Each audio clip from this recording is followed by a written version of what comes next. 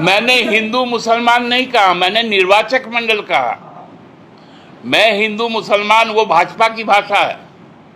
मतलब भाजपा आरएसएस को फायदा हो जाएगा, वोटर उसी का वोटर बढ़ जाएगा। बढ़ा ना मध्य प्रदेश में और दिल्ली में, महाराष्ट्र और दिल्ली में जब वो चोरी पकड़ा गया कि बढ़ाने से जीत पाएंगे, तो अब नया थ्योरी आया है कमा के भी जीत सकते हैं। झामुमो है, लेना जानता है। तैयार रहिए पूरे ताकत के साथ, महागठबंधन के साथ, और हेमंत बाबू के नेतृत्व में बिहार का चुनाव हम लोग लड़ेंगे।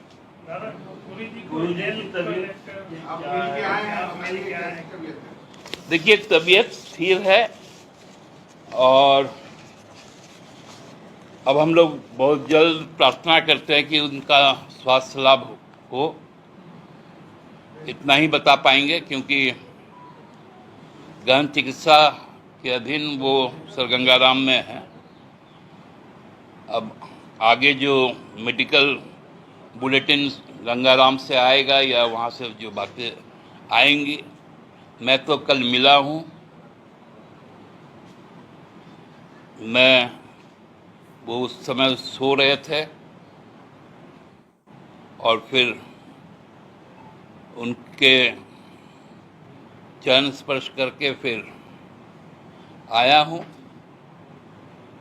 तो गुरुजी, हमको लगता है कि स्वास्थ्य लाभ बहुत तेजी से करे, यही सब हम प्रार्थना करते हैं।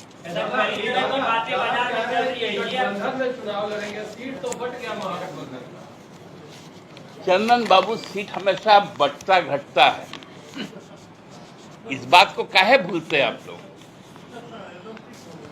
सीट बढ़ता, एफर्ट, बिना एफर्ट का बात कर रहे हैं हम। जिम्मेवारी के साथ आप लोग के सामने बात कर रहे हैं, तो बिना जानकारी है, बिना एफर्ट का थोड़ी बात कर रहे हैं। आरंभिक संदेश तो यही दे रहा है। आरंभिक से नहीं होता, जिसका अंत भला वही सब भला। कि विगत 2 दिनों से एक तरफ चुनाव आयोग और दूसरी तरफ आरएसएस, ये दोनों की एक संधि बनी है जो इस देश से समाजवाद, पंथ निरपेक्षता या धर्मनिरपेक्षता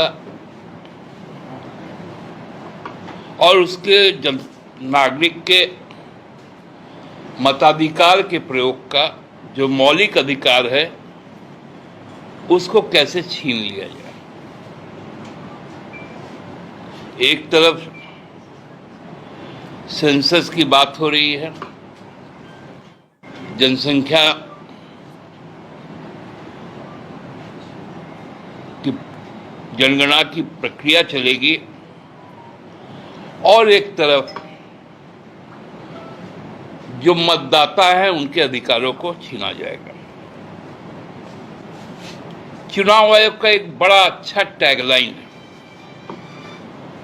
इलेक्शन कमीशन ऑफ इंडिया लिखता है, और उसके बाद 3 हमारा जो ट्राई कलर है नीचे उनका एक टैगलाइन है, नो वोटर्स लेफ्ट बिहाइंड, कोई मतदाता छूटे नहीं। लेकिन मतदाताओं को छोड़कर ही चुनाव हो, इसकी व्यापक तैयारी बिहार में शुरू हो गई। एक ऐसा तुगलकी फरमान आया है कि 8 करोड़ बिहार के मतदाताओं को 1 महीने के अंदर खुद को बिहारी होने का